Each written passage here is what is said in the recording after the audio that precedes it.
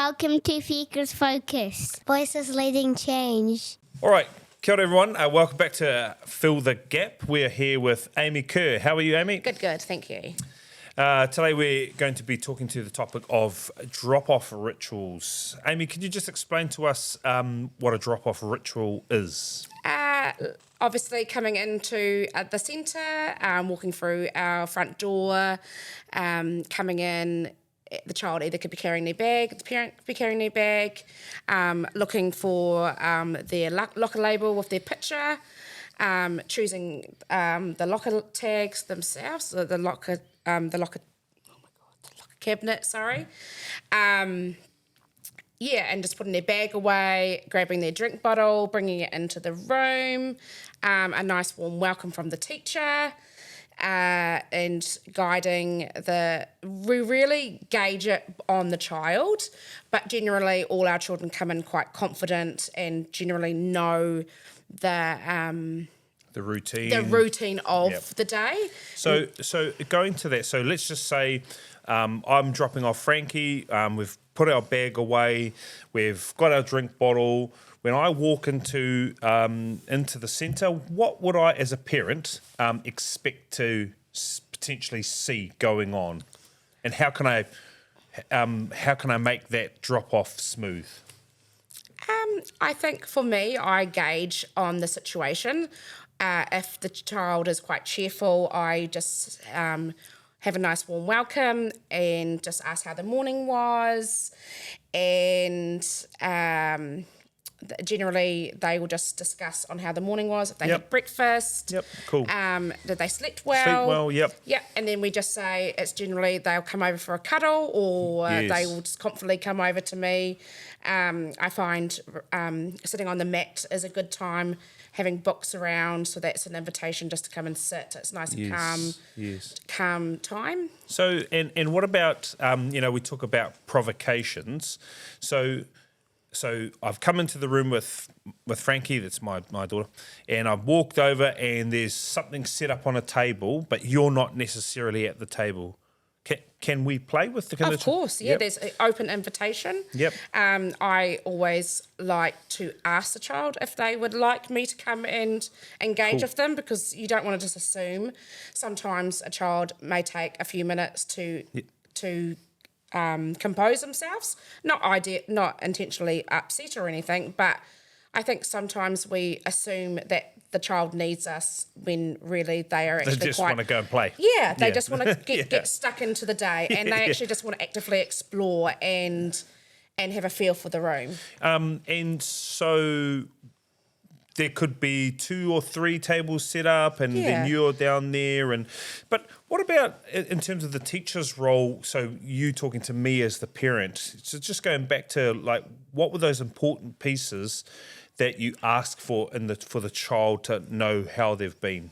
Yeah, so I just like to ask how the morning was, how their sleep was. Why is that important though? Oh, I just think it gives us a gauge on how the day will be. Yeah. If they've had like a really early morning wake up, so you gauge, okay, so this child is going to be quite tired. The child is going to need to come into bed earlier, first into bed. And if they haven't eaten, that's a big one. Yes, if they haven't eaten, the likelihood is they ate at dinner the night before, so that's a long period of time without food. Yeah.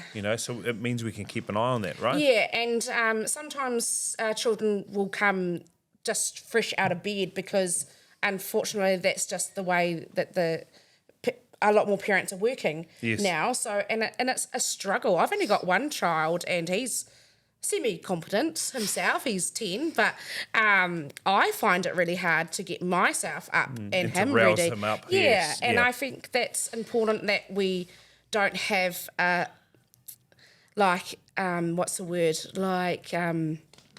stigma on, they're coming in their pajamas. It comes down to relationships of, okay, well, this family actually needs a bit more support. Yes. I'm not going to put any judgment on this family. We are just going to start his or her day as we would at home. I love that. Because it's a home away from home. Yep, I love that. I love that. So also, when it comes to dropping off like a baby, and what does it look like? Because they're not as capable of like a preschooler or a toddler. What would you expect to see in that space when dropping off a baby? I believe that our centres have these journals that families either will fill in at home or in the morning, and in regards to the wake up time, when they've last had a bottle, or and when they're needing their sleep. Feeding times, just little notes. And I think it's important for parents to understand that little bit of communication is just so important. We're trying to carry that through from babies through to preschoolers. Yes, definitely. Amy, what does a successful drop-off look like for a preschooler? For me, it is happily content, either having a cuddle, sitting on my lap, sitting beside me, waving, saying, "Bye, Mum, I love you, Mum, bye, Dad." To me, that is a successful drop-off. A tearful drop-off is still a successful drop-off, because I know within 5 or 10 minutes they will be happy, content and playing, because those relationships that we have built are creating a foundation where these children will thrive. And Amy, if a child is crying, what's some of the steps that that the team take? So, I've left my child and they're bawling their eyes out, but they're happy to stay with. What's some of the steps that we do to reassure the family that their child is actually okay and settled? We send out child notes, so we use Story Park. That's what we use for our platform for learning stories. So we will we'll either have a caption or we'll have a photo of them settled, actively playing. They may be eating pie, have a bit of a snapshot and a little conversation of, Frankie has settled for the day. I hope you've had a wonderful day, because sometimes it is really hard on the parents, and I have seen a few times quite tearful parents, and that's totally normal, because I was one of those parents. I found it really, really hard. Yes. He's still to this day not tearful, but still tries to milk me as much as he can. But child notes, emails, phone calls. I feel like the way that the world's going, technology is amazing. Video calls, anything, whatever the parent desires, we really do try to meet that. And just to kind of wrap this drop-off segment, because it's an important piece. How can we support brand new parents, so that they're either new to our centre or they're new to childcare? How can we support them so that they feel, okay, this place is safe for my child, I am leaving them in a loved and cared space? How do we support them to know that? I think it just comes in time. I think we have we just incorporated a little booklet of, this is where I come, this is where I put my things, this is... so I think that helps. And so that we are removing all the guesswork. And we're having more... It opens up conversations at home too, because... that's important. Just before we wrap up, that's important, right? The conversation at home. As a parent, what could we be doing? Because that's a really important point. Well, it's setting the child up for success. Yes. For example, Frankie, you will be seeing Amy in the morning.